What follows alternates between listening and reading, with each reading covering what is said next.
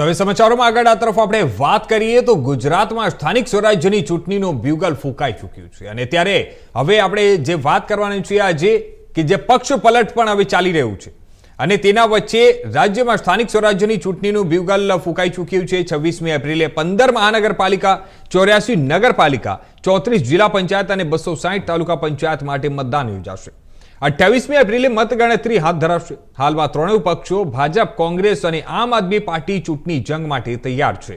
આગામી સ્થાનિક સ્વરાજ્યની ચૂંટણીઓ જેમ જેમ નજીક આવી રહી છે તેમ તેમ રાજકીય માહોલ વધુ ગરમાઈ રહ્યો છે।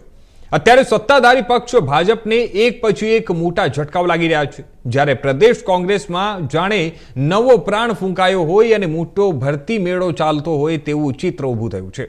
દાહોદ, મોરબી અને પાટણ જિલ્લા બાદ હવે સુરેન્દ્રનગરમાં પણ ભાજપના એક જૂના અને જાણીતા ચહેરાઓએ પક્ષ પલટો કરીને કોંગ્રેસનો ખેસ ધારણ કરી લીધો છે। રાજ્યમાં યોજાનાર સ્થાનિક સ્વરાજ્યની ચૂંટણીઓ માટે ઉમેદવારી પત્રો ભરવાની અંતિમ દિવસને 3 દિવસનો હવે બાકી છે, ત્યારે મૂર્તિયા પસંદ કરવા માટે બેઠેલા ભાજપના નેતાઓને અમદાવાદ સહિતના મહાનગરો તેમજ મોટાભાગના જિલ્લા તાલુકાઓમાં ભભૂકતા રોષના ભોગ બનવું પડે તેવી સ્થિતિ સર્જાઈ છે। સૌથી મોટો ડખો ઓબીસી અનામત પછી પણ ઘણી સામાન્ય બેઠકો પર ઓબીસી મૂર્તિયા પસંદ કરવાની ચાલી રહી હતી અને ત્યારે આ ચાલી રહેલી પેરવીથી ઠેર ઠેર કાર્યકરો અને આગેવાનોમાં આક્રોશ છે। આના કારણે બુધવારે અમુક સ્થાનિક સ્વરાજ્યની સંસ્થાઓ પર ઉમેદવારો જાહેર કરવાની પ્રક્રિયાને હાલ પૂરતી અટકાવી પડી હોવાનું જાણવા મળી રહ્યું છે।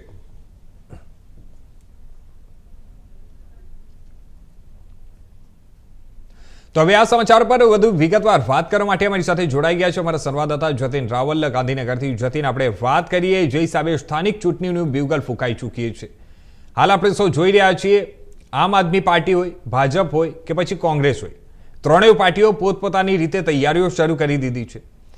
રણજંગ પર હવે જામી શકે તે પ્રકારનું પણ ચિત્રો સ્પષ્ટ થઈ રહ્યા છે ધીમે ધીમે।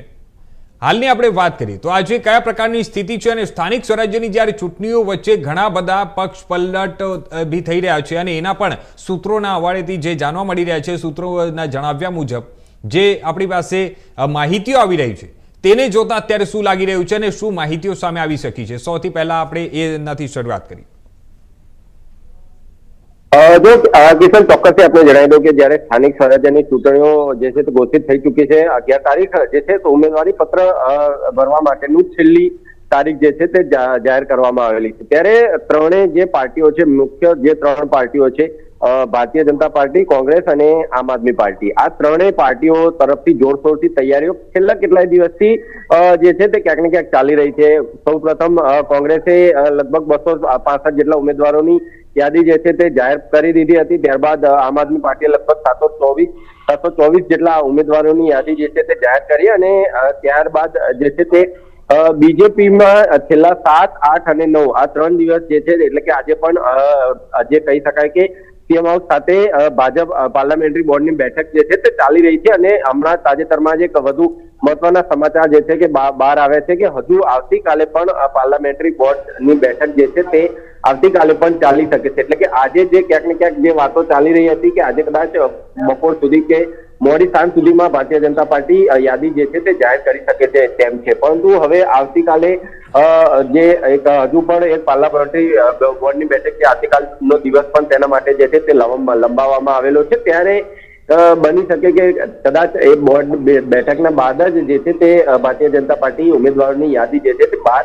પાડે। જો કે એવું પણ નથી કે જે કદાચ બની શકે કે આજે કદાચ મોડી સાંજે કે રાત્રે પણ એક અમુક વિસ્તારોની યાદી કે જે સંપૂર્ણપણે ક્લિયર થઈ ચૂકી છે તેની યાદી બહાર પાડી દે। અમદાવાદ એટલે કે જે મિની વિધાનસભા જેને ગણવામાં આવે છે અમદાવાદ, તે ત્યાં ઘણા બધા વિસ્તારોમાં હજુ પણ યાદી જે છે તે ઉમેદવારોની બનાવવાની બાકી છે। પાર્લામેન્ટરી બોર્ડની બેઠક જે છે તે અત્યારે હાલ ચાલી રહી છે, હજુ પણ ચાલુ છે। આવતીકાલનો દિવસ તેના માટે લંબાવવામાં આવેલો છે, એટલે કે બની શકે કે કદાચ આજે એક કેટલાક વિસ્તારોની યાદી આજે ભાજપ બહાર પાડી પણ શકે છે અથવા તો કાલે જયારે પાર્લામેન્ટરી બોર્ડની બેઠક સંપૂર્ણપણે ખતમ થઈ જાય ત્યારે જે રીતે ગઈ વખતે જે એક સાથે જ થોડા અંતરમાં યાદી જે બહાર પાડી હતી તેવું પણ ભારતીય જનતા પાર્ટી દ્વારા તરફથી બની શકે છે। હવે વાત કરીએ કિશન પક્ષ પલટાની, તો ત્યારે પણ કોઈ પણ જે ચૂંટણીઓ આવતી હોય તો જે ઉમેદવારો હોય છે એટલે કે જે લોકો જે ઈચ્છાવંતુકો હોય છે તે લોકો ક્યાંક ને ક્યાંક પોતે ઈચ્છા વ્યક્ત કરી હોય કોઈ પણ પક્ષમાંથી ટિકિટ લેવા માટે, પરંતુ જ્યારે પક્ષમાંથી ટિકિટ માંગવા છતાંય નથી મળતી હોતી ત્યારે એ લોકો ક્યાંક ને ક્યાંક પક્ષ પલટો કરતા હોય છે. ઘણા બધા ઉમેદવારો, કોંગ્રેસના ઉમેદવારો ભારતીય જનતા પાર્ટીમાં જોડાયા, ભારતીય જનતા પાર્ટીના ઉમેદવારો કોંગ્રેસમાં જોડાયા, કોંગ્રેસના કેટલાક ઉમેદવારો આમ આદમી પાર્ટીમાં જોડાતા હોય છે.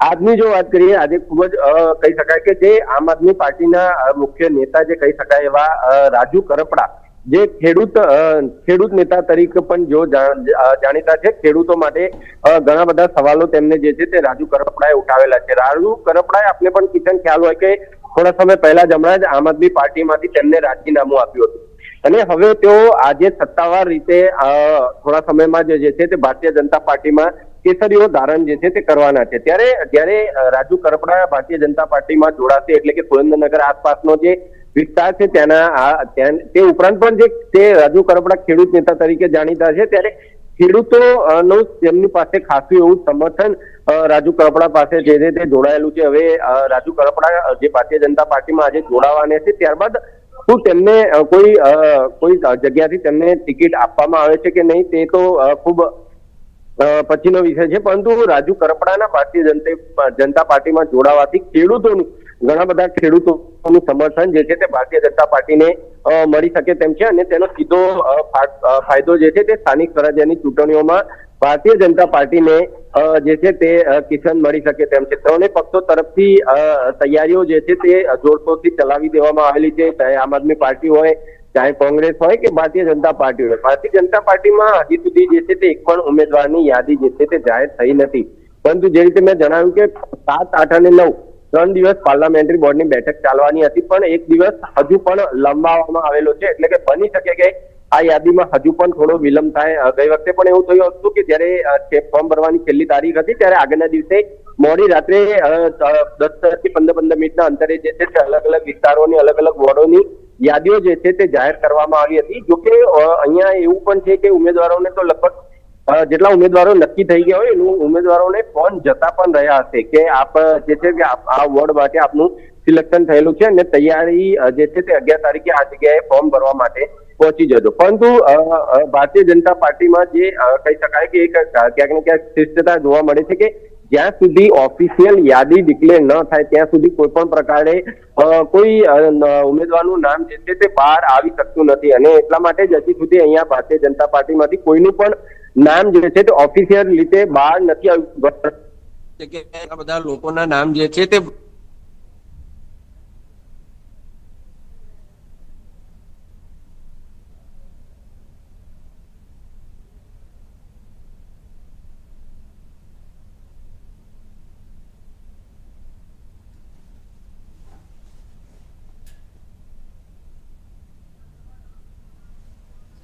જી જતીન, આપણે વાત કરી જે હિસાબે તમે જણાવ્યું કે રાજુ કરપડા જે આમ આદમી પાર્ટીમાંથી અત્યારે હાલ ભાજપમાં જોડાયા છે, ભાજપમાંથી જોડાવાની જે ત્યાંથી સૂત્રોના જણાવ્યા મુજબ પણ માહિતીઓ મળી છે.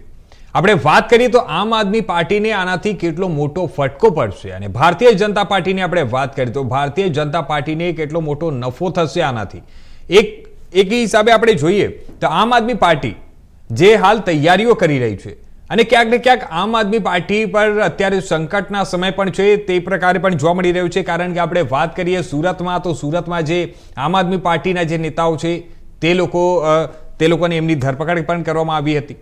અને જે હિસાબે આપણે વાત કરીએ અને કોંગ્રેસમાં પણ તો કોંગ્રેસમાં ભારતીય જનતા પાર્ટીમાંથી એક મહત્વના ઉમેદવાર અને જાણીતા નેતા એ હવે ભાજપમાંથી છોડીને કોંગ્રેસમાં જોડાયા છે. તો શું લાગી રહ્યું છે આ વખતે જે આ પ્રકારે પક્ષ પલટ થઈ રહ્યો છે, આ પક્ષ પલટના વચ્ચે ક્યાંક ને ક્યાંક ભારતીય જનતા પાર્ટીને કશું નુકસાન થવાની શક્યતા ખરી કે એનાથી આમ આદમી પાર્ટીને કે કોંગ્રેસને એને લઈને કંઈક ફાયદો મળી શકે છે? શું લાગી રહ્યું છે આપને?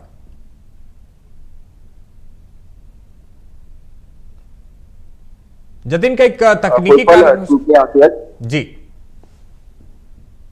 તો ચોક્કસથી દર પર જ્યારે પણ કોઈ પણ કિશન ચૂંટણી આવતી હોય તો દરેક પક્ષોમાં ક્યાંક ને ક્યાંક જે રીતે મેં જણાવ્યું કે ટિકિટ જે વાંચુકો જે હોય છે તે લોકો ક્યાંક ને ક્યાંક પોતાની રજૂઆત કરતા હોય છે, પરંતુ અગાઉથી જ આ ઘણા બધા સમય અગાઉથી જ આ વાતચીત જે છે તે થઈ ચૂકેલી હોય છે અને તેમને ટિકિટની સ્પષ્ટપણે ના પાડી દેવામાં આવી હોય ત્યારે એવામાં જે લોકોને ટિકિટ ન મળી હોય કે જે લોકો બીજા કોઈ કારણોસર પક્ષથી ક્યાંક ને ક્યાંક નારાજ હોય, તેમનું કોઈ કામ પક્ષની અંદર ન થયું હોય, તો આવા જે લોકો હોય છે જે પક્ષથી નારાજ થયા હોય છે તે લોકો પક્ષ પલટો કરતા હોય છે. અને તેમાં અત્યારની જો વાત કરીએ તો જેમ કે હમણાં જેમ કે મેં જણાવ્યું કે રાજુ કરપડા હાલ અત્યારે કમલમ ખાતે જે છે તે અત્યારે અંદર પહોંચી ચુક્યા છે.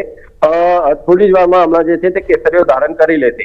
તેમને થોડા સમય પહેલા જે છે તે આમ આદમી પાર્ટીમાંથી રાજીનામું આપ્યું હતું. તેમને એ વખતે એવું પણ જણાવ્યું હતું કે ખેડૂતોના પ્રશ્નોને ક્યાંક ને ક્યાંક તે વાચા જે છે તે આપવા માંગે છે, અને એટલા માટે તેના માટે સમય કાઢી અને તે અત્યારે હાલ અત્યારની આ બધી રાજકીયની જે જવાબદારીઓ છે તેમાંથી તેઓ મુક્ત થવા માંગે છે.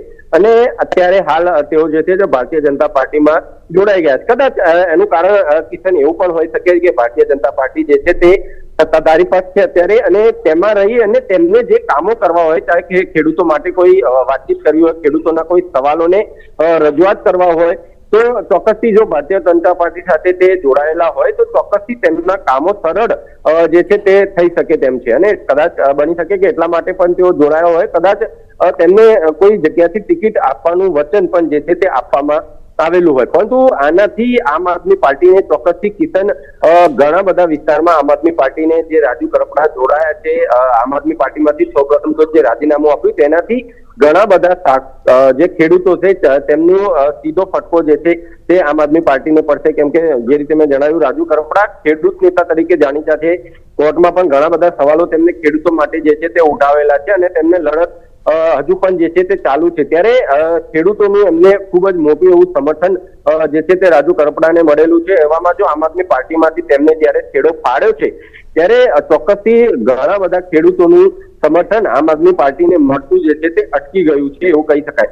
તો સાથે બીજી તરફ જો જોવા જઈએ તો ભારતીય જનતા પાર્ટીમાં જયારે હવે રાજુ કરપડા જોડાઈ ગયા છે, અત્યારે પણ ઘણા બધા ખેડૂત મિત્રો જે છે તે તેમની સાથે અહીંયા જે ભારતીય જનતા પાર્ટીનો તેનો જે સ્વાગત કાર્યક્રમ છે ત્યાં પહોંચી ચુક્યા છે, અને તેમની સાથે અત્યારે પણ ખેડૂત મિત્રો ઘણા બધા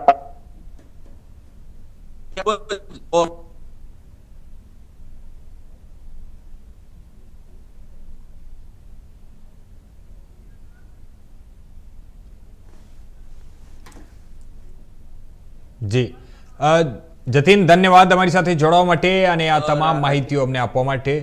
હવે સમાચારોમાં આ તરફ આપણે આગળ વાત કરીએ તો